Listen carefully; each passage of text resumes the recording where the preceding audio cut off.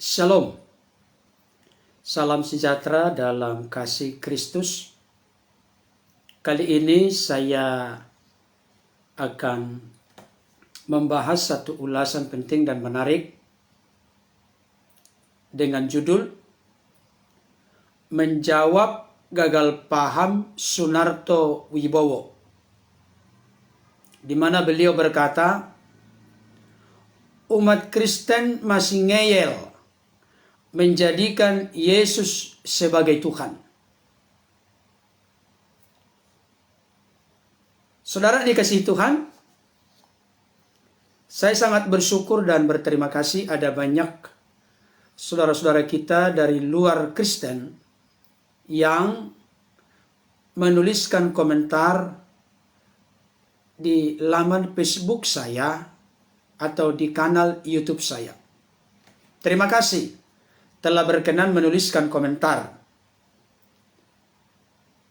Bagaimanapun kualitas dari komentar yang dituliskan, itu tidak menjadi persoalan atau tidak menjadi masalah secara khusus bagi saya secara pribadi. Dan saya rindu Bapak Ibu Saudara, komentar-komentar yang dituliskan itu merupakan sebuah ladang pemberitaan Injil, di mana ketika saya menemukan ada hal-hal yang dituliskan dalam komentar tersebut tidak sesuai dengan apa yang dipahami, dimengerti oleh orang-orang Kristen, tentunya bersumber atau bertitik tolak dari data dan fakta Alkitab, maka ini merupakan sebuah peluang dan kesempatan untuk memberikan jawaban. Saudara dikasihi Tuhan, Sunarto Wibowo, saya tidak tahu persis apa yang menjadi agama beliau, tapi kelihatannya dari komentar yang dituliskan, beliau adalah seorang yang nampaknya beragama Islam atau Muslim. Tidak menjadi masalah beliau beragama apa, tetapi yang jelas beliau telah menuliskan komentar di laman Facebook saya atau di kanal YouTube saya. Beliau sedang berdiskusi dengan seorang saudara kita yang memiliki akun Sehati.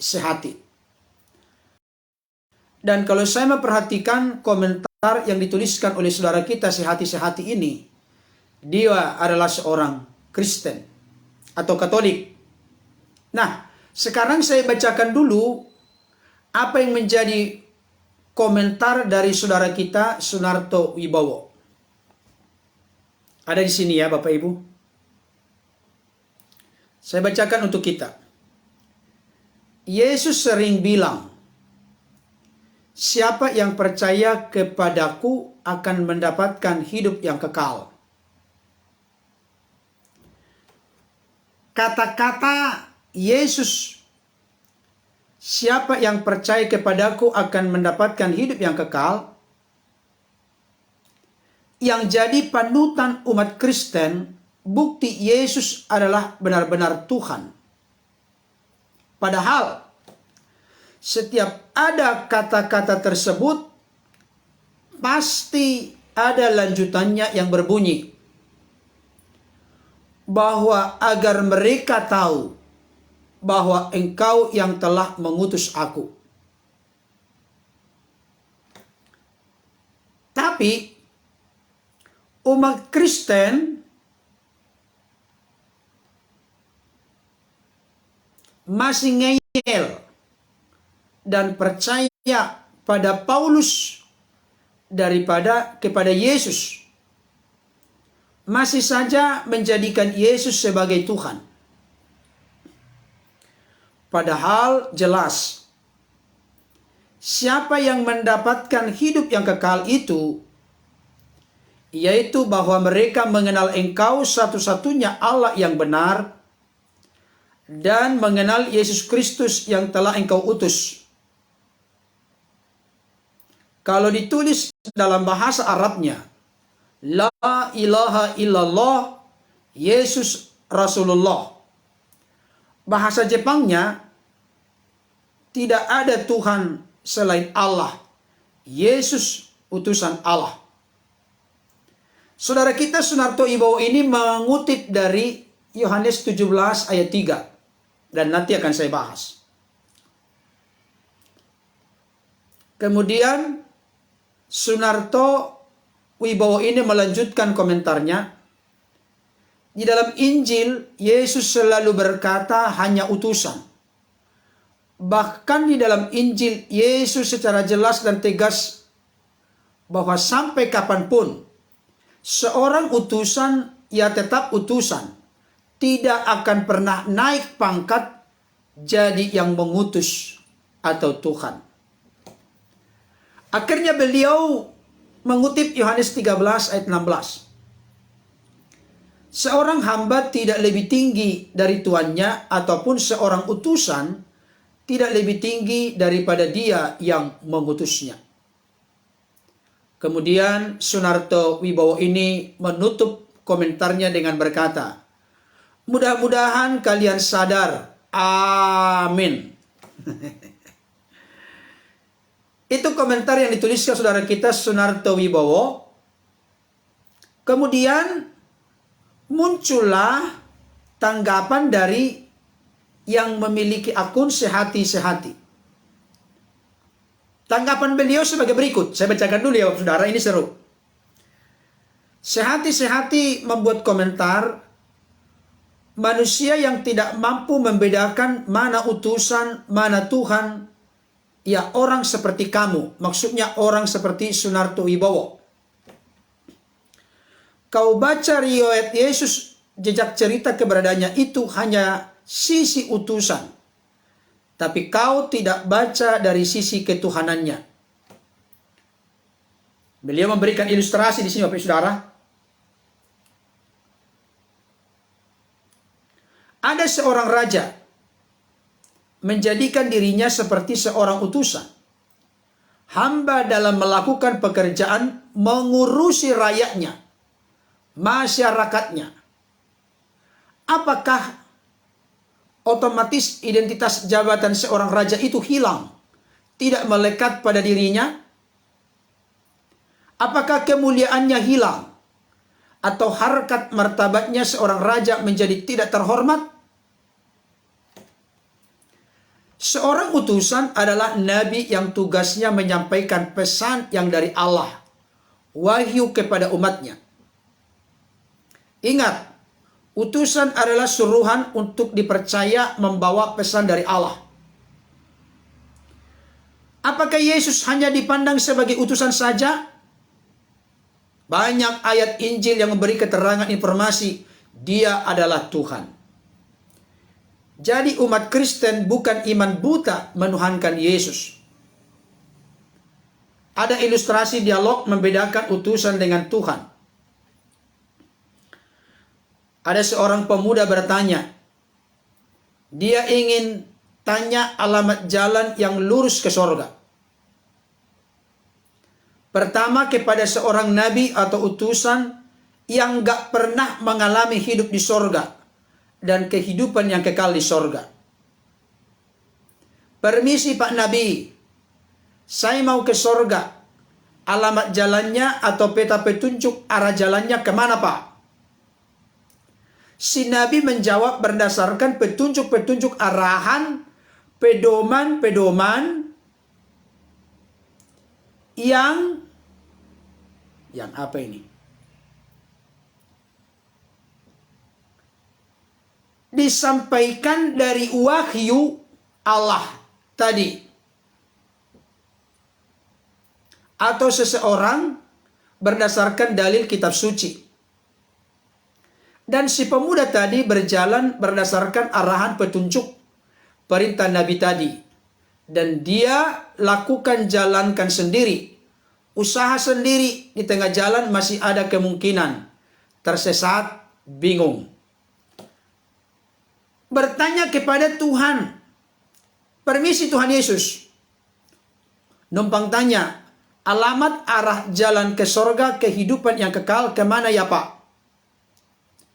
Jadi ceritanya seorang Sehati-Sehati ini membuat ilustrasi Bapak Ibu Saudara.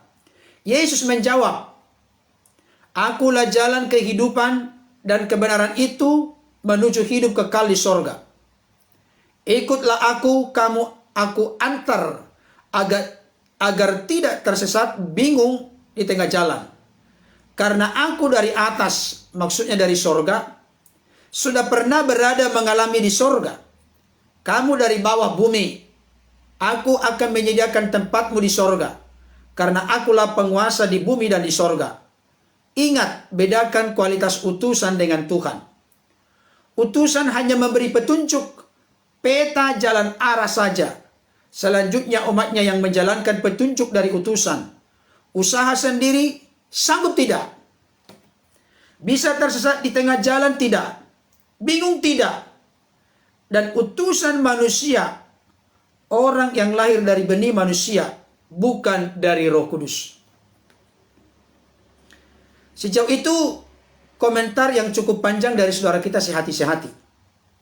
Nah, sekarang kita akan menjawab gagal paham dari Sunarto Wibowo ini, di mana beliau berkata umat Kristen masih ngeyel, atau masih mau, atau masih ngotot menjadikan Yesus sebagai Tuhan. Padahal Yohanes 17 ayat 3 sudah jelas berkata, "Inilah hidup yang kekal itu, yaitu bahwa mereka mengenal Engkau satu-satunya Allah yang benar, dan mengenal Yesus Kristus yang telah Engkau utus." Saya akan mulai menanggapi saudara kita Sunarto Wibowo. Dia berkata begini, "Yesus sering bilang, siapa yang percaya kepadaku akan mendapatkan hidup yang kekal." Saya mau tegaskan dalam konteks ini, Anda kurang tegas membuat pernyataan. Kenapa? Karena firman Tuhan berkata di dalam Yohanes 10 ayat 28.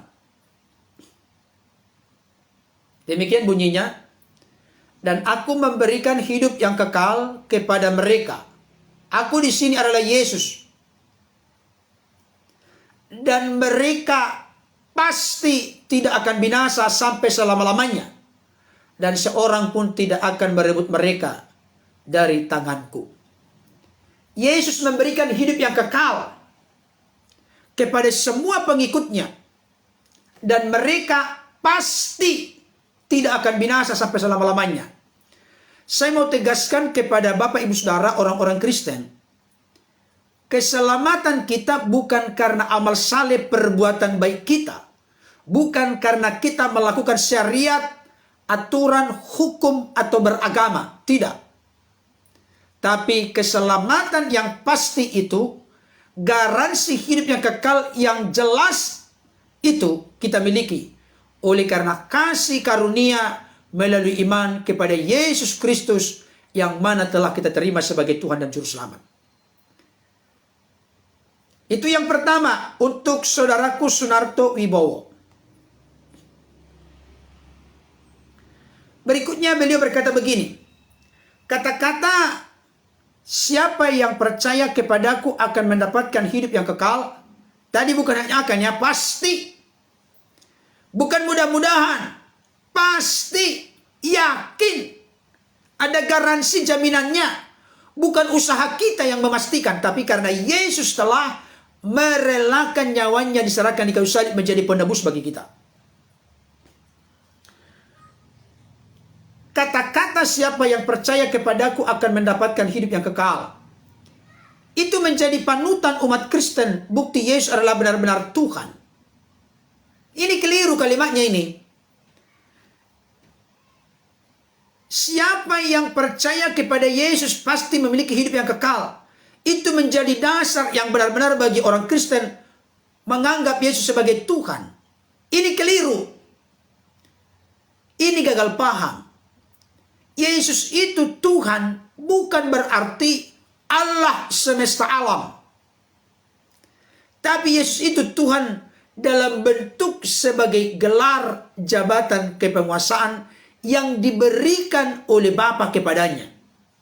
Yesus itu ilahi yang dimengerti dipahami orang-orang Kristen dalam eksistensi keberadaan sebagai firman atau sebagai anak tunggal Bapa atau sebagai anak Allah.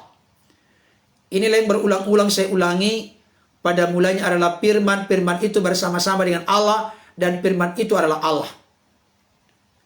Yohanes 1 ayat 1. Ayat 2, ia pada mulanya bersama-sama dengan Allah. Ayat 3, segala sesuatu dijadikan oleh dia, merujuk ke ayat 1, dijadikan oleh firman. Dan tanpa firman tidak mungkin ada sesuatu yang telah jadi dari segala yang telah dijadikan kalau bukan tanpa firman. Jadi kalau nggak ada firman, nggak ada ciptaan, nggak ada Sunarto Wibowo, nggak ada langit, bumi, laut beserta segala isinya, tidak ada tanpa firman. Karena Allah yang disapa dengan Bapa atau Yahweh Elohim itu selalu mencipta dengan firman-Nya, memberi kehidupan dengan roh-Nya. Nah, setiap ada kata-kata tersebut pasti ada lanjutannya yang berbunyi bahwa agar mereka tahu bahwa engkau yang telah mengutus aku. Saya mau tegaskan ada perbedaan paham saya dengan sehati-sehati yang telah memberikan contoh tadi. Dalam konteks utusan dengan Tuhan. Kenapa saya berbeda? Saya mau sampaikan. Tidak pernah ada utusan yang pernah hadir dalam sejarah manusia sehebat, seunik, se-eksklusif dari Yesus sebagai utusan. Kenapa? Perhatikan baik Yohanes 8:42. Saya baca dulu untuk kita Yohanes 8:42. Ini seru Bapak Ibu Saudara.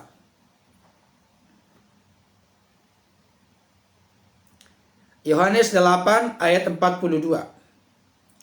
Kata Yesus kepada mereka, jikalau Allah adalah Bapamu, kamu akan mengasihi aku.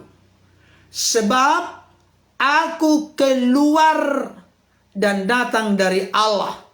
Dan aku datang bukan atas kehendakku sendiri, melainkan dialah yang mengutus aku.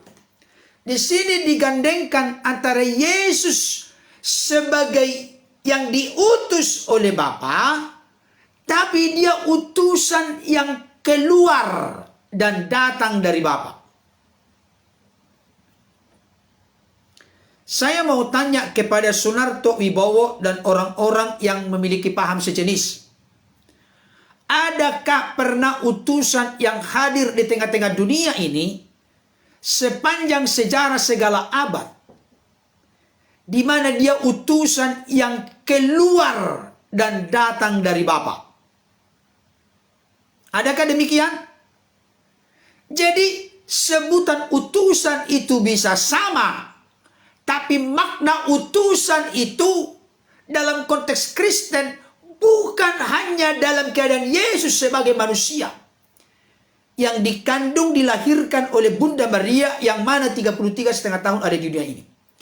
Yesus itu utusan yang keluar dan datang dari Bapa.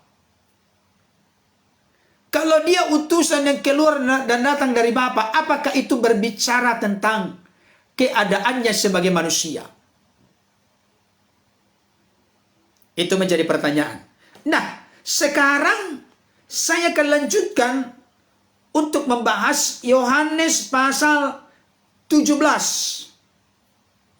Karena beliau berkata di sini, Bapak Ibu Saudara, padahal jelas siapa yang mendapatkan hidup yang kekal, yaitu bahwa mereka mengenal engkau satu-satunya Allah yang benar, dan mengenal Yesus Kristus yang telah engkau utus. Ini, Yohanes 17 ayat 3. Seluruh polemikus non-Kristen selalu gagal paham dengan ayat ini. Kenapa? Karena mereka hanya menyoroti satu bagian, bahwa mereka mengenal engkau satu-satunya Allah yang benar. Dengan demikian mereka menyimpulkan bahwa Yesus bukan Allah yang benar. Yesus cukup hanya sebagai utusan, titik. Saya kasih tahu, engkau sangat picik, dangkal, miskin, dan bodoh memahami Alkitab kalau engkau hanya berkata, Sunarto Wibowo berkata bahwa dia hanya utusan. Betapa engkau memperkerdil, memperkecil, bahkan membuat menjadi sempit pengertian pemahamanmu tentang Alkitab ketika engkau berkata bahwa Yesus hanya utusan. Pengertian utusan dalam konteks Kristen pun engkau gagal paham dan engkau menyimpulkan Yesus hanya utusan. Saya ulangi kembali. Yesus itu bukan hanya utusan. Sekalipun arti utusan dalam konteks Kristen berbeda dengan utusan dalam konteks di luar Kristen.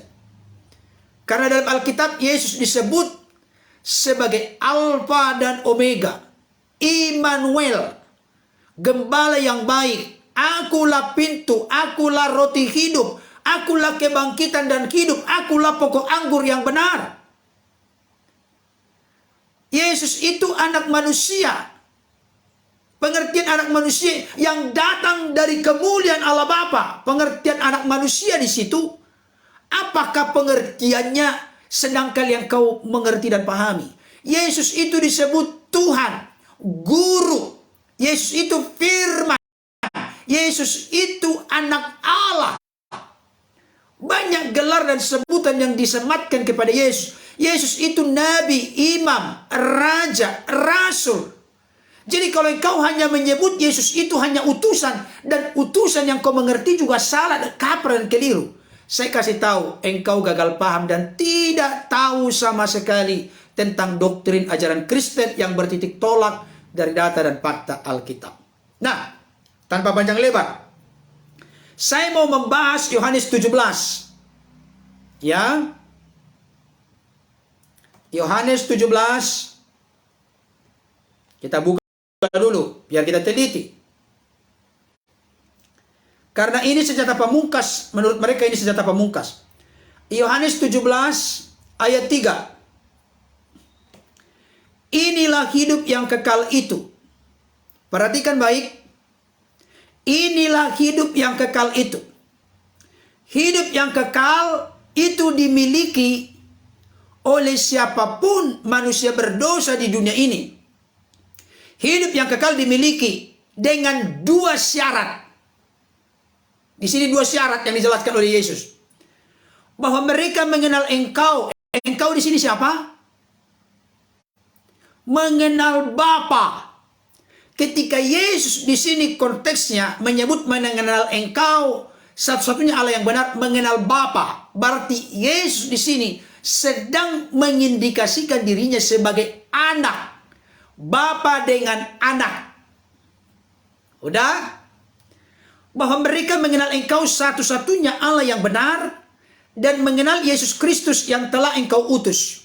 Perhatikan baik.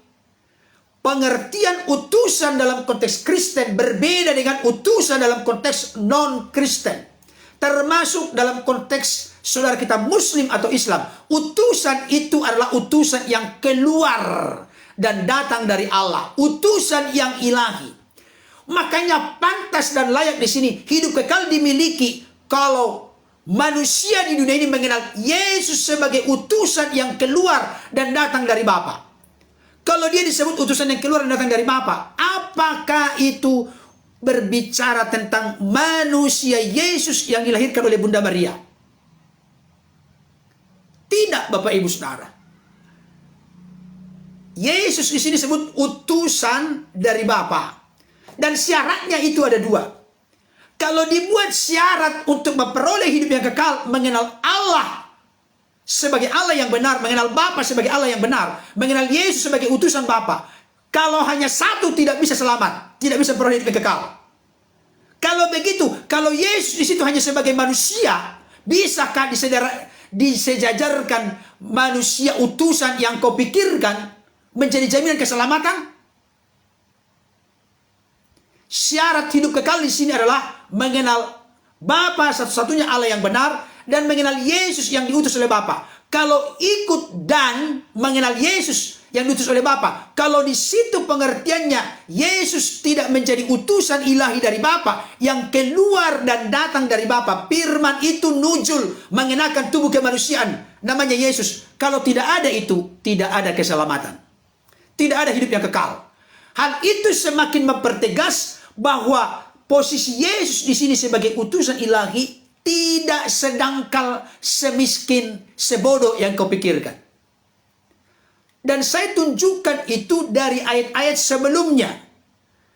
Saya kasih tahu Bapak Ibu Saudara. Salah satu titik kelemahan dari saudara-saudara kita non-Kristen memahami Alkitab. Mereka membangun sebuah ajaran, pengertian, pemahaman dari satu penggal ayat firman Tuhan atau satu ayat firman Tuhan. Mereka tidak kaitkan kepada ayat-ayat sebelum dan sesudahnya. Sekarang saya tunjukkan. Yohanes 17 ayat 1. Tidak boleh dipisahkan itu Bapak Ibu Saudara. Supaya kita mengerti apa yang sebenarnya ditegaskan oleh Yesus. Yohanes 17 ayat 1. Demikianlah kata Yesus, lalu ia menengadah ke langit dan berkata, Bapa, telah tiba saatnya, permuliakanlah anakmu, supaya anakmu mempermuliakan engkau. Saya mau tanya, kalau Yesus di sini manusia biasa seperti yang kau pikirkan sebagai utusan menurut perspektif pengertian pemahamanmu, pantaskah seseorang berdoa seperti ini, permuliakanlah anakmu, supaya anakmu mempermuliakan engkau? Pantaskah demikian? Contoh saya ngomong kepada Bapa di sorga, Bapa di sorga, permuliakanlah aku, supaya aku mempermuliakan engkau. Betapa angkuh dan sombongnya saya. Siapa saya ini? Tidak tahu diri saya. Tapi karena Yesus di sini disebut sebagai anak, anak itu kata lain daripada firman. Makanya Yesus itu memiliki satu pribadi, pribadi sang logos, pribadi sang firman yang memiliki dua natur, natur keilahian dan natur kemanusiaan. Dari situ nanti kita menyimpulkan natur kemanusiaan firman itulah yang mati di kayu salib. Oke, ayat 2. Sama seperti engkau telah memberikan kepadanya kuasa atas segala yang hidup. Coba dulu kita jujur membaca dan mengertikan ayat ini. Adakah manusia di dunia ini yang mana kepadanya diberikan kuasa atas segala yang hidup? Segala yang hidup termasuk juga di sini Sunarto Wibowo. Segala yang hidup. Bapak Saudara tahu kalimat segala yang hidup? Kuasa atas segala yang hidup diberikan kepada anak. Apakah ini manusia, utusan manusia biasa? Halo Bapak Ibu? Kepada Yesus itu diberikan, dipercayakan kuasa atas segala yang hidup. Apakah ini utusan biasa, manusia biasa? Adakah di dunia ini nabi, utusan, rasul, imam, raja yang mana segala kuasa atas segala yang hidup diberikan kepadanya? Kalau begitu siapa Yesus di sini? Bukan Yesusnya yang salah bicara, tapi seperti Sunarto Wibowo ini yang gagal paham, mengerti dan mengenal, memahami siapa Yesus sebenarnya. Semua yang saya jelaskan ini mengindikasikan, menunjukkan, menjelaskan secara eksplisit tentang eksistensi keberadaan Yesus sebagai yang ilahi, utusan yang ilahi yang keluar dan datang dari Bapa. Baru ayat yang kedua bagian B. Demikian pula ia akan memberikan hidup yang kekal kepada semua yang telah kau berikan kepadanya. Kembali lagi, Yesus di sini, ia di sini adalah Yesus atau anak, memberikan hidup yang kekal kepada semua yang telah diberikan Bapa kepadanya. Wow. Sembarangan, begitu lancang, begitu gegabah. Yesus berkata bahwa dia berkuasa memberikan hidup yang kekal. Apakah ini manusia biasa? Apakah manusia biasa yang berkuasa memiliki hidup yang kekal? Memberikan hidup kekal? Apakah manusia biasa yang mana kepadanya diberi kuasa atas segala yang hidup? Apakah manusia biasa utusan seperti picik dangkal miskinnya pemahamanmu Sunarto Wibowo, yang mana dia berkata, permuliakanlah aku Bapa supaya aku mempermuliakan engkau? Masuk lagi ayat yang kelima. Oleh sebab itu ya Bapa, permuliakanlah aku padamu sendiri dengan kemuliaan yang kumiliki di hadiratmu sebelum dunia ada. Yesus itu sudah punya kemuliaan di hadirat Bapa sebelum dunia ada. Ini sekaligus memberangus, menggagalkan paham yang sangat picik yang berkata lebih layak Adam dibuat jadi Tuhan daripada Yesus karena tidak berbapa, tidak beribu. Kenapa Elia yang membangkitkan orang dari kematian tidak dianggap oleh Tuhan, tidak dianggap Tuhan oleh orang Kristen? Saya kasih tahu. Sebelum Adam ada, bahkan sebelum Abraham ada, sebelum dunia ini ada, Yesus sudah ada. Kalau Yesus sudah ada sebelum dunia ada, yang dimaksudkan apakah keberadaannya sebagai manusia yang dilahirkan oleh Bunda Maria? Bukan. Disinilah gagal paham dari saudara-saudaraku di luar kekristenan. Saya berharap dan berdoa engkau dicelikkan mata hati, mata rohanimu, sehingga engkau mengenal siapakah Yesus yang sebenarnya. Kalau engkau menyimpulkan Yesus hanya utusan, faktanya dari mana? Buktinya dari mana? Kami orang Kristen tidak pernah menjadi grogi, ragu, khawatir, bingung, bimbang, cemas ketika Yesus itu disebut utusan. Bahkan disebut nabi, imam besar, raja, rasul, tidak masalah. Justru itu semakin menunjukkan Yesus eksklusif, berbeda dari semua tokoh sebesar apapun. Dan tokoh sebanyak apapun pengikutnya. Karena apa? Yesus itu sudah ada sebelum dunia ada. Bahkan sejak kekal, di mana Allah yang disapa dengan Bapa memiliki firman yang kekal dan roh yang kekal dalam dirinya.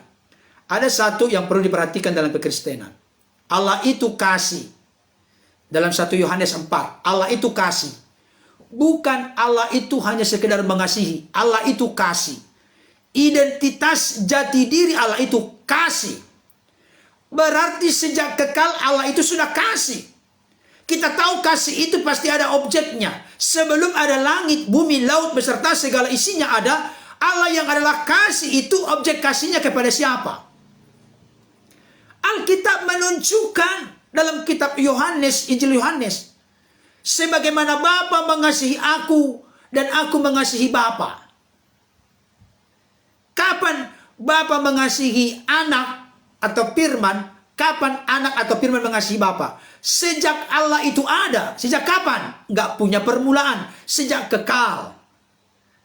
Disinilah saudara-saudaraku dari luar kekristenan gagal paham. Jadi saya ingin tegaskan kepada kita, seperti yang disampaikan oleh saudara kita Sunarto Wibowo tadi, menjawab gagal paham Sunarto Wibowo. Umat Kristen masih ngeyel menjadikan Yesus sebagai Tuhan. Oh iya, benar. Yesus itu Tuhan bagi kami dalam pengertian bukan Allah semesta alam. Bukan. Tapi Yesus itu merujuk, Tuhan merujuk kepada Yesus. Itu artinya gelar, jabatan yang diberikan oleh Bapa kepadanya. Tapi jangan lupa, dia adalah Tuhan di atas segala Tuhan atau Tuhan di atas segala Tuhan. Raja di atas segala raja. Kenapa? Matius 28 ayat 18, kepadaku telah diberikan segala kuasa di sorga dan di bumi. Perhatikan, segala kuasa di sorga dan di bumi diberikan kepada Yesus. Segala kuasa. Bukan salah satu kuasa, tapi segala kuasa di sorga dan di bumi. Kalau di dalam kitab suci orang lain berkata, dia adalah pribadi yang terkemuka di dunia dan di akhirat.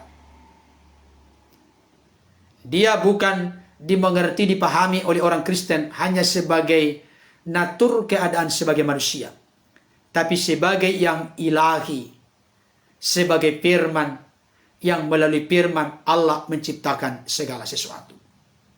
Kiranya ulasan ini dapat menjadi berkat bagi kita. Tuhan Yesus, Juru Selamat kita yang hidup, menolong, menuntun, memimpin kita berdiri dan berjalan dalam kebenaran. Sampai ketemu di pembahasan berikutnya. Terima kasih. Dadah.